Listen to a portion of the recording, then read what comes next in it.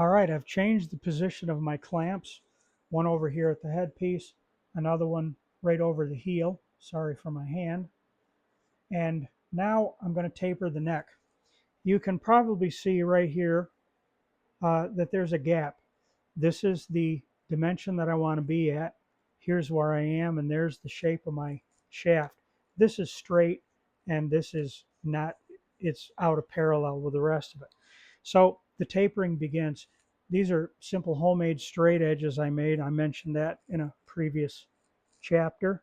And I'm going to use that to guide me to create that taper. So if this is something that's fairly new to you, it's simple enough. Just remember that since this is where most of the material has to be removed, this is where you work harder and you keep moving back. And again, it's very important here. Don't work here and then work here. Work here most, but work all the way back. And as you get down further here, you keep moving back, down and moving back. I'm using my down and dirty rasp again.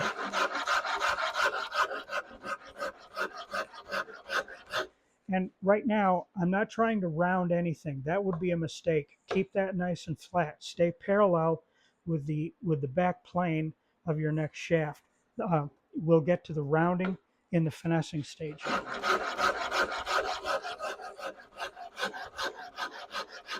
And as you see, I'm getting thinner here, but I keep moving back.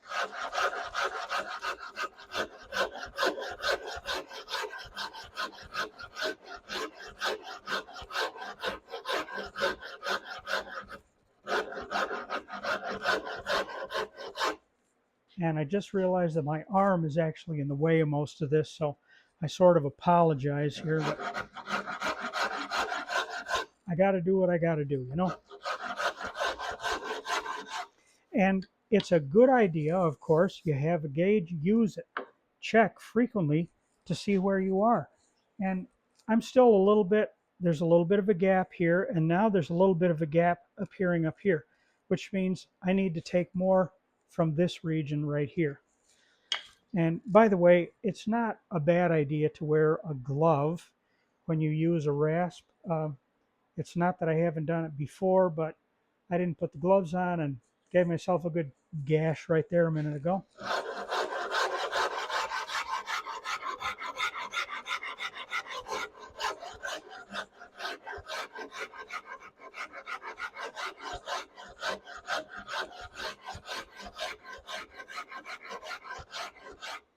Now, something else you can do, if it's helpful to you, another technique that you can apply, keep watching, but at this point, you can also employ a scraper. And sometimes a scraper is really nice because even though it's harder to maintain a good flat surface or a straight plane or line, uh, a scraper is nice because you can scrape and then feel and scrape and feel. So it's kind of an efficient process.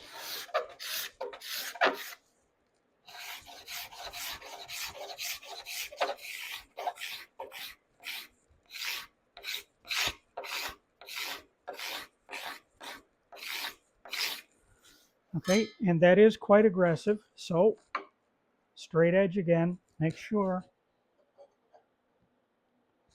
And see, that's looking pretty good.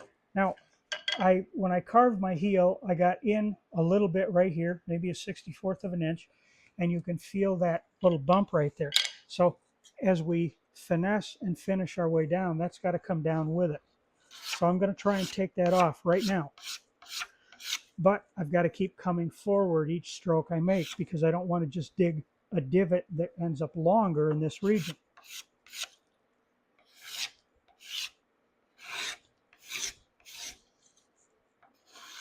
You notice I keep rotating my scraper. I'm looking for what's left, the best part of what's left of the edge, because they do wear down.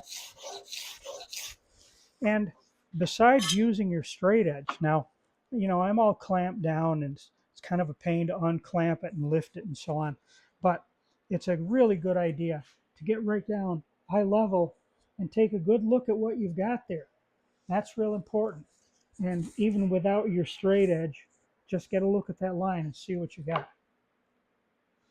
Okay, so I'm not looking too bad. I've got a little bit of a high spot right there and a little bit right there. So I'm going to finesse both ends.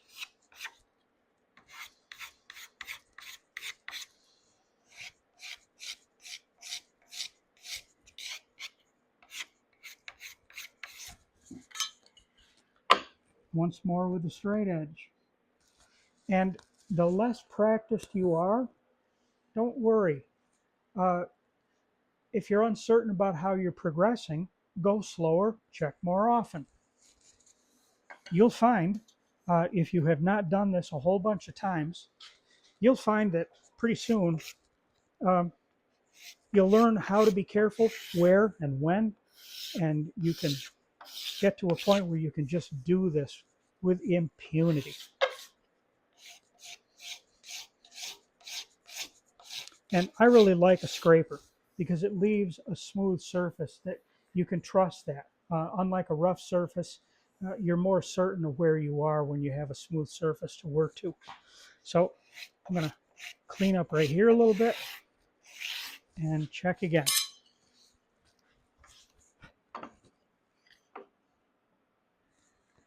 Notice that my straight edge, I have rounded the ends of that, just so that I don't have a square edge sticking down there where it doesn't belong.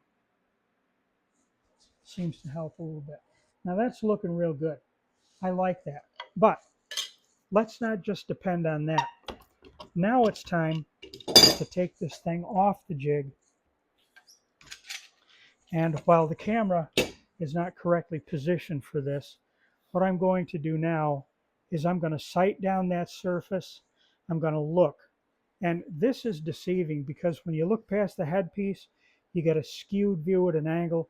When you look past the heel is an obstruction to your view, so it can be deceiving.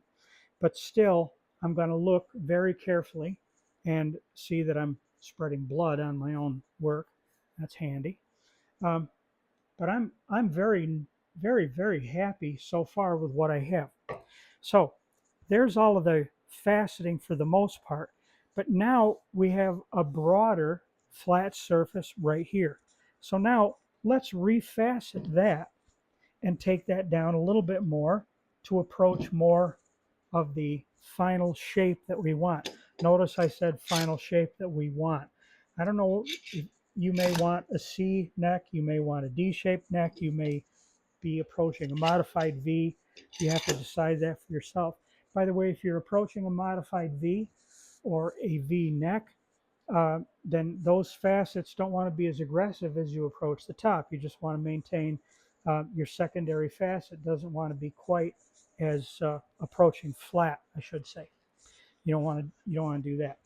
So let's just refine this a little bit more. I'm essentially making another facet.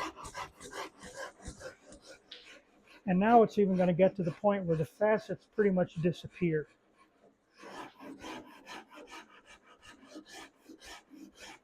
But I'm going to maintain flat across this center laminate, which happens to be about 5/16 of an inch wide, maybe 11/32.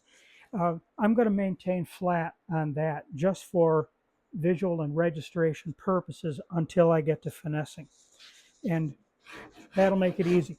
If you didn't have this, then you may want to just run down through there with a pencil and make a straight line so that you know where your center is and maintain a flat of a quarter of an inch or so wide right there.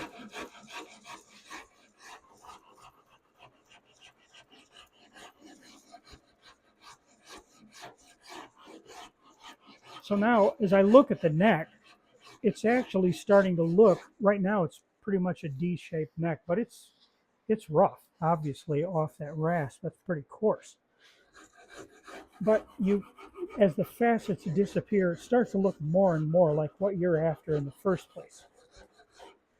All right, so now I'm going to take my small file here and I'm going to finesse this area a little bit more each side. And I'm going to perfect this transition between the headpiece and the neck shaft.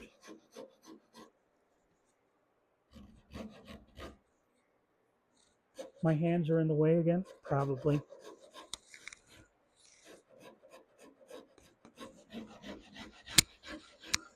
Now I've also found that when you do this part, be very careful not to localize what you're doing, because you end up with you dig a hole right there that you can't take out of it later on. So do be careful.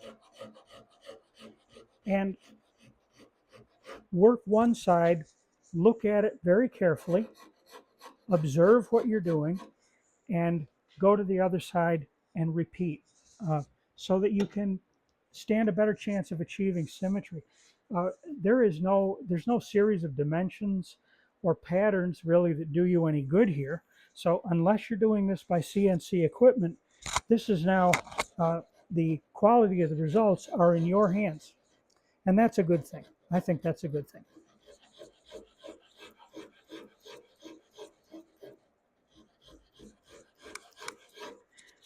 Okay, I'm satisfied enough with that. There's still more to go. No question about it. There's more to go. But I'm pretty happy with what I'm seeing. So I am going to turn aside from conventional process here, and I'm going to put some 150 grit paper. I don't want to go back to anything like 80, because that just digs things up. And then you end up sanding all night to try and get rid of what the 80 grit paper left behind. But I'm just going to finesse that area just a little bit more and see to it that I've got what I want there. And I'm real close. I got a couple of problems here to solve, little things to work out, but I'm good. Okay, so we're fully faceted. We have our transition pretty well made up here. And now we're ready to finalize this neck. But from this point, it's not being done here. Well, now I have the neck in a different vise altogether, and it's time to really start to refine this transition. And that's got to be done carefully, because you don't have any room to tear this up. So I'm working into the headpiece overlay because I don't want to blow any chips off of it. And I'm working with my razor rasp file because I've got a little material to remove there. And as soon as I'm done with that, because I don't want to get too aggressive, if need be, I can refine with this finer file.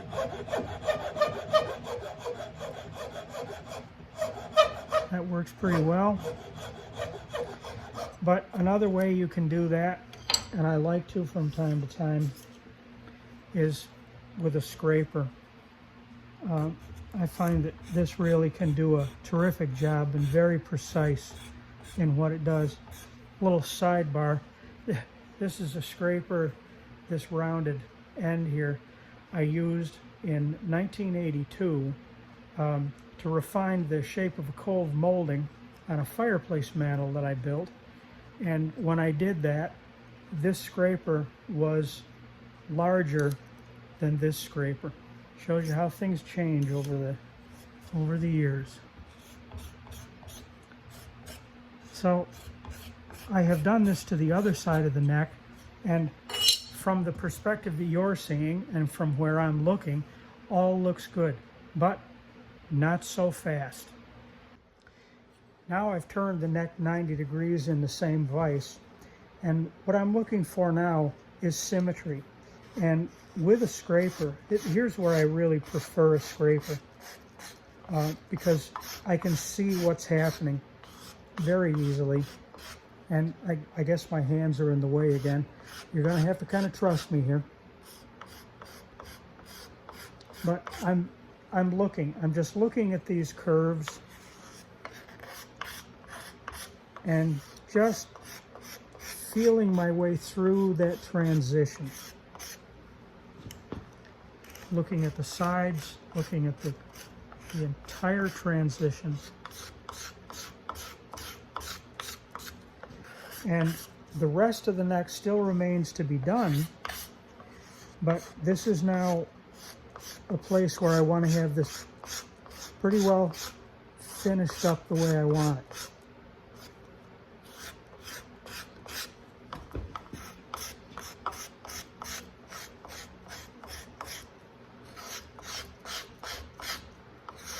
And I'm getting a little more aggressive as I move down the neck because I've got to change the shape of this from that flat D shape. I want to get that curvature in it. But I'm just starting that process at this end. Okay, that's as far as I'm going to go with the neck here. I am going to take a minute again to do a little sanding there, because I want to see in my necks, given their construction, I want to see that this joint right here, excuse me, this joint right here displays some symmetry, pretty good symmetry, and a nice clean, smooth transition. And you can actually change that quite a bit just by sanding and looking. You can see the line of transition. So a little care is taken there before we go any further. Now the next step is to do the final finessing of the entire neck shaft. So for the final shaping and finessing of the neck, I'm going to use this. This is just a three-sided box, if you will, made on a block of wood, and I glued leather in it so that when I rest the neck in here, like so, the fingerboard doesn't get marred up, or when I rest the headpiece, it doesn't get marred up. It's a simple enough device, and I find it handy. This is the part of carving a neck that I really like the most. So I'm going to turn the camera around and show you how I go about this. Before I proceed any further, I want to point out that this neck will appear to some of you wider than usual, and it may appear flatter than usual. And that's because my nut width for my own personal guitars, and this is for me personally, my nut width is 1 7/8 inches. That's going to cause the neck to become more of a D shape, because if I try to maintain a C shape, it's just going to end up being thicker to hold it. And I don't prefer that at all. A standard neck would be easier to achieve the modified D or a C or modified C or whatever shape you have in mind, whatever you want to call it. And I've found through playing classical guitars that when a neck approaches a flat spot back here, when it's not quite as rounded, quite often it reduces fatigue on this joint in your thumb. So I like to stick to that principle and make my personal necks that way. So what I'm going to do is put this thing in here, and I'm just going to, with a scraper, I'm going to hold the neck with one hand, keep it parked in here with the other, and I'm just going to scrape away. And as I'm doing that, I'm looking at the resultant shape. I'm just monitoring, you might say, every stroke. And this will refine that neck just beautifully, and it will do it quicker than you might think. It sounds like a scraper might be a slow boat to China, but it really isn't. If you keep them sharp, and you have to stop and refurbish your burnished edge every once in a while, or have several scrapers on hand, and you just keep at it. Now I'm doing one side, but I'm also going to shift over and do the other, because I am looking for symmetry always. I'm looking for symmetry. I want the heel, I want that point to be consistent and symmetrical. And now I'm rotating the neck 180 degrees, putting the headpiece down into the bench, and working up here where I can focus a little better on the heel. And I just keep refining away. And this also gives me a chance to look down the length of the neck shaft and get a little bit better view of that shape.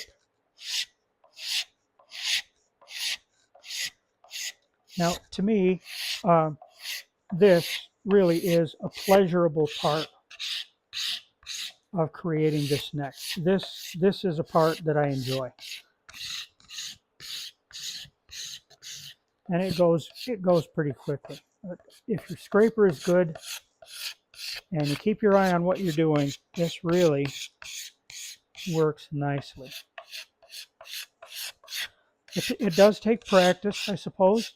Um, I'd like to say I don't have any problem with this stuff anymore because I've just done so many of these. But I think as I look back in my building, I probably arrived at a point where I could do these uh, with great confidence, probably within, I'm going to say, 3 to 4 necks. You know, it's once you get your process down, that's the big thing. Whatever technique or series of techniques and tools and devices you use, once you get that down and you're satisfied with those, that's when you can increase efficiency and increase enjoyment and get the consistent results that you desire.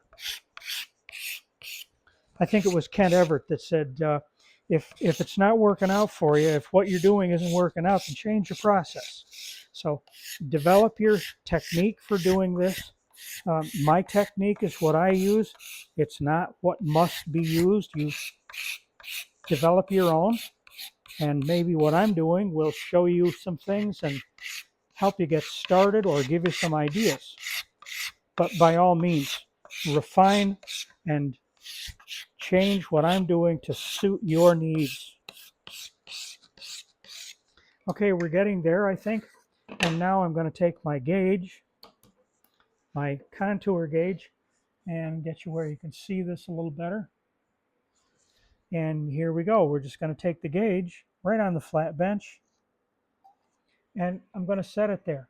And now I get a view of what that symmetry is or is not. And I can see a little bit of error there that I want to correct in that region. And then I'm going to take the gauge and I'm going to put it here up around the 9th or 10th fret vicinity. And I'm going to look there and see what, if any, refinements I want to make. And I keep going with that until I have this neck in the shape that I want it. But I'm also, I'm going to turn the camera up here a little bit. I'm also going to constantly feel this. I mean, after all, it's in your hands anyway, right?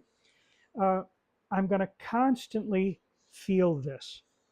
And that's going to tell me so much. It's going to tell me even more than my eyes tell me at this point, because you really can feel a lot more than you can see. You can feel 1/1000th of an inch, and you can't see that unless there's light showing through it. So it tells me so much about what changes I need to make. And it tells me when I'm comfortable, of course, and when I'm not with that neck. This really becomes easy and fun to do.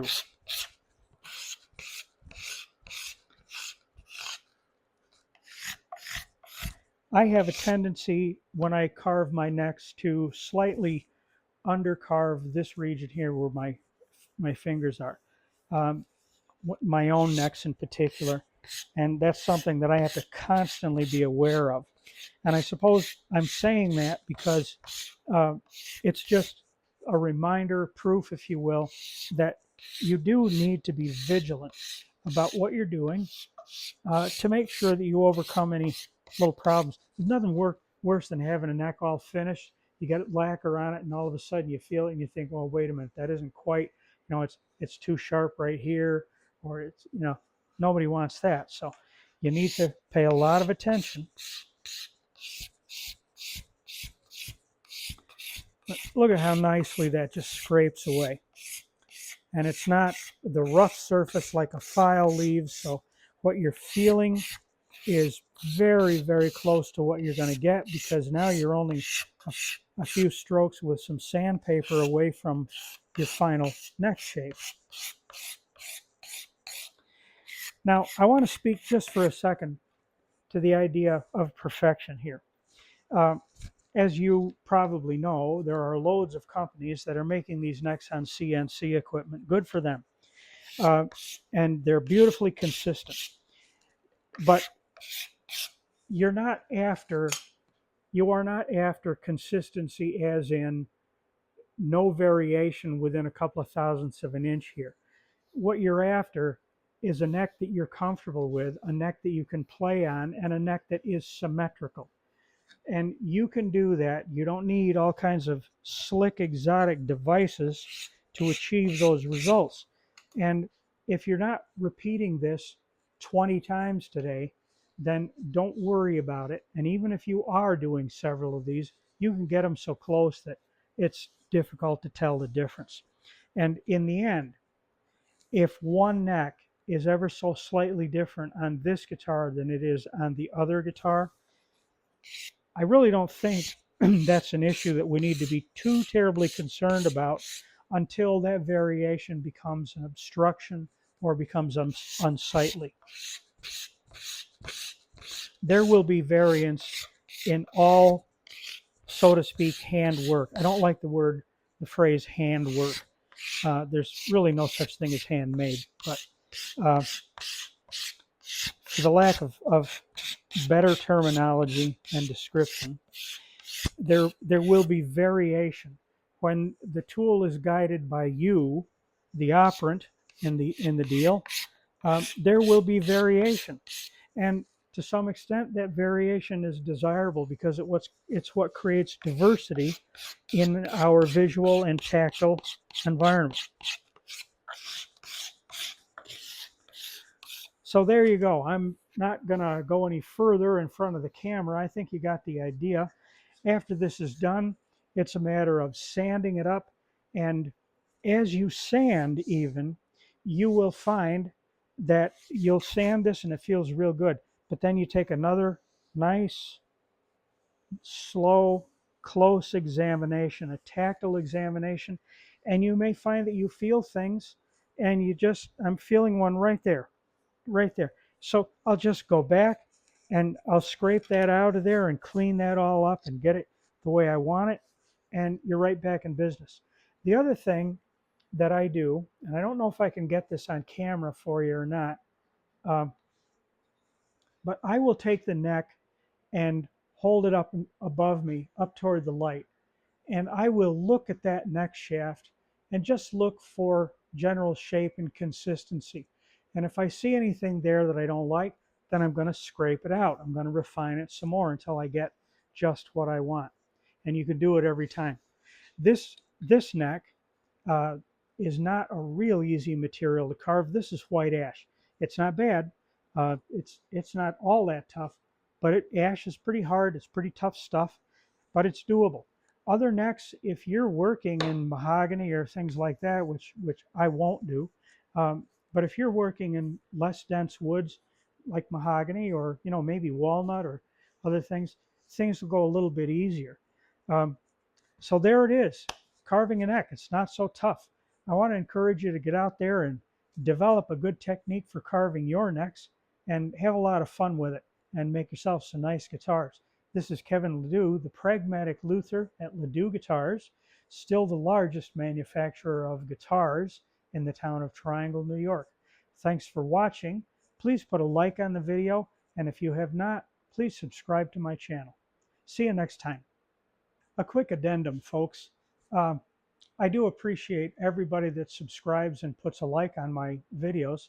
And I do read a lot of the comments. I read all of the comments and the questions that people post. And I appreciate that. Thanks for doing that.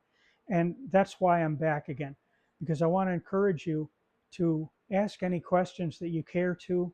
And I will try and get back to you and answer them as best as I can. So thanks again. See you next time.